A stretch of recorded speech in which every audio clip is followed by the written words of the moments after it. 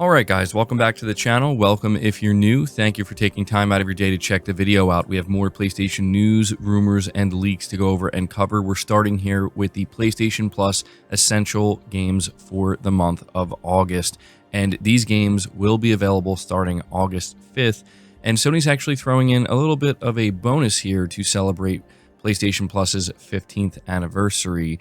But starting with the games, you're looking at Lies of P for PS5 and PS4, DayZ for PS4, and My Hero 1's Justice 2 for PS4.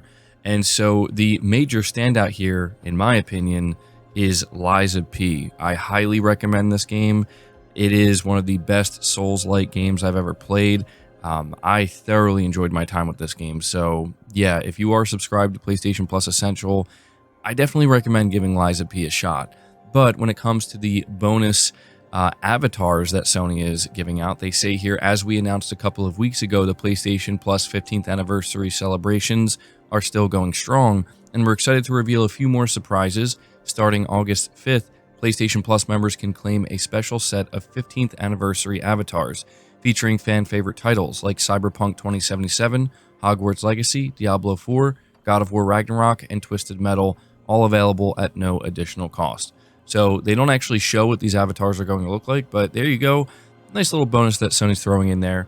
But we're going to move on to the next topic, which is another significant PlayStation 6 leak.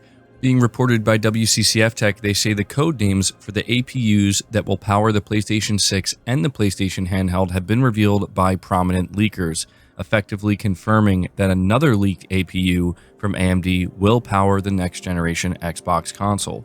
Following the release of a new video providing some new information on the leaked AMD Zen 6 Magnus APU, Moore's Law is Dead provided an update on the APU codenames for next-generation systems that have been circulating online in the past few days, revealing that Orion is the codename for the APU that will power the PlayStation 6, and Canis is the codename of the APU that will power the new PlayStation handheld.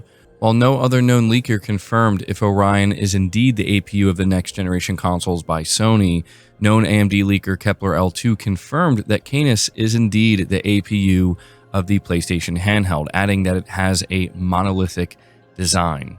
And so this does confirm that the previous APU that Moore's Law is Dead leaked out, the AMD Magnus APU, is in fact for the next-generation Xbox, and it is looking like it's going to be very expensive based on what we know about that APU.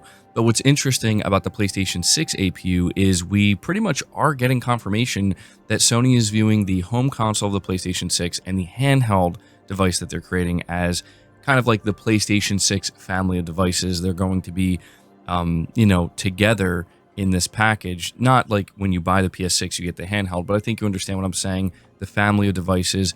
We're not getting any specific specifications. However, it is worth noting that Moore's Law is Dead is letting us know that in the documentation that he has seen, this is being referenced as the PlayStation 6. So this does call into question if Sony really is going to be targeting a later release date for the PlayStation 6, 2028, 2029. We've been talking about this. I'm beginning to think that that's not going to happen and that the PlayStation 6 is actually still going to be on track for 2027. The final thing I'll say here before moving on is that Moore's Law is Dead did make it known that he has more specific information about the PlayStation 6 as well as this PlayStation handheld, and he will be revealing new details in the coming weeks. And so obviously if you follow him, you can look forward to that, but I will continue to update you guys here as well. And yeah, it's going to be really interesting. But moving on from that, we're talking about how Digital Foundry seems to also be confirming that this low power mode that was just released in a PS5 update actually reduces the power so much on the PS5 that it is unlikely that power efficiency is actually the goal here. It says here, during the latest episode of their weekly podcast, the tech experts at Digital Foundry commented on the upcoming power saver mode that has already been introduced to the system with a beta system software update, highlighting how the stated goal of improving the system's power efficiency is unlikely to be the main goal of this new mode for a few reasons. For starters, some of the rumored limitations it brings, such as significantly reduced memory bandwidth, will impact the system's performance a lot. so much that the most demanding games will run poorly in power saving mode without the developer's intervention. And asking developers to target this mode also seems to be quite a lot to ask. If power efficiency is the only goal, even looking from a user's perspective, the PlayStation 5 power saver mode doesn't make a lot of sense according to Digital Foundry, and it's very unlikely someone would gimp their systems just to have minimal savings on energy bills, with the expected minimal difference in terms of the actual power efficiency. So Digital Foundry is backing up what we've been speculating, and that is the fact that this is clearly to target a lower specification for the handheld, and this is Sony's clever way, I guess you could say, of introducing it to developers well in advance to get them prepared and let them know what to expect and help them decide if they want to target this lower spec. Because yes, based on what we know about this power saver mode, it's going to hamper games so much that no one's going to use this. So it's really interesting to see the way they're rolling this out. But we are going to move on to the next topic, which talks about sales data for the PS5 in Q2 of 2025 and how Microsoft has utterly dominated the charts. Push Square reports we've known some of Microsoft's porting efforts like Forza Horizon 5 have been paying off with very strong PS5 sales as of late, but new data from Circana really puts into perspective why the Xbox titles are going multi-platform. Across the Q2 period of 2025, which runs from April 6th to July 5th, including both physical and digital sales in the US, it's revealed that 6 of the top 10 best-selling games on PS5 were published by Microsoft, and this is what the top 10 list looks like. Number 1, Forza Horizon 5. Number 2, Elder Scrolls 4 Oblivion Remastered. Number 3, MLB The Show 25. Number 4, Call of Duty Black Ops 6. Number 5, Doom The Dark Ages. Number 6, Indiana Jones and the Great Circle. Number 7, Minecraft. Number 8, Assassin's Creed Shadows. Number 9, GTA 5. And number 10, WWE 2K25. As was reported last week, Forza Horizon 5 is the PS5's best-selling new game release of the year so far, having surpassed 3 million units on the console alone. This new data regarding US sales backs up that claim.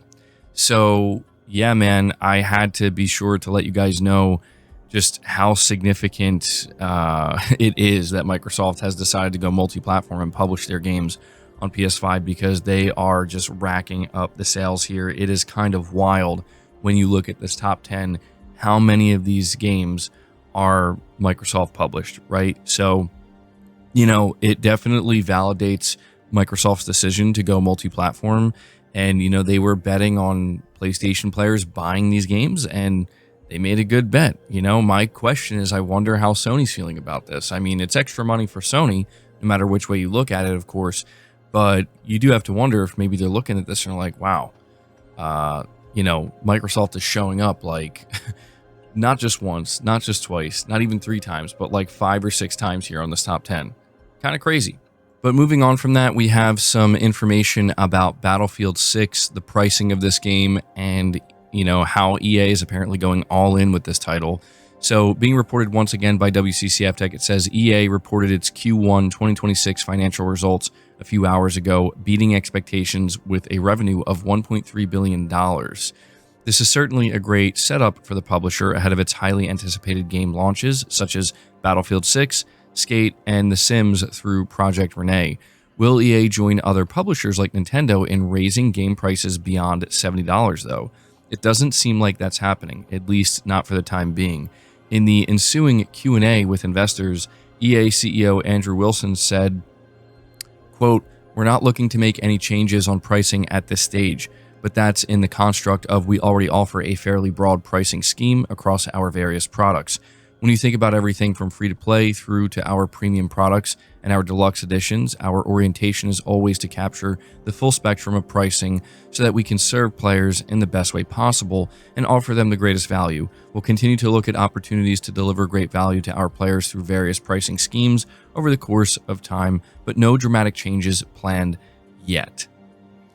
So this does seem to confirm at the very least that, you know, EA's releases in the upcoming fiscal year are not going to bump up to $80, mainly Battlefield 6. A lot of people were thinking this game was going to be $80, and it seems like they're going to be sticking with the $70 price point, which I think is really smart because, man, it does seem like Battlefield, for the first time in a long time, has a real shot here of making a comeback. And if they decide to price it at $80, I think that would just completely, stop it from doing so.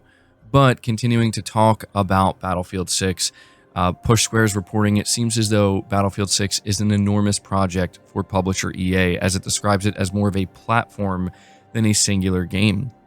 Responding to a question about the title's marketing push during an earnings call, Andrew Wilson talks up the company's big push behind the FPS, saying it's investing more behind this Battlefield than any Battlefield product before it. He says Battlefield Studios, a collective name for development teams DICE, Criterion, Motive, and Ripple Effect, is building out Battlefield as a platform this time around. Indeed, the multiplayer reveal is scheduled for tomorrow, July 31st, and it sounds like this will be the start of a huge marketing push behind Battlefield 6. It's been in closed testing for some time, but multiple gameplay clips have leaked out, and it's looking really, really good so far. I hope that they nail it, because it does seem like this, again, might be the first time Battlefield actually will be seriously competitive against something like Call of Duty in a very, very long time. So, guys, that's going to do it for the video. I hope you enjoyed it. I hope you found it informative. If you did, be sure to leave it a like, subscribe to the channel if you're new, hit the bell notification icon, and feel free to share this video out on top of all that. But until next time, guys, take care.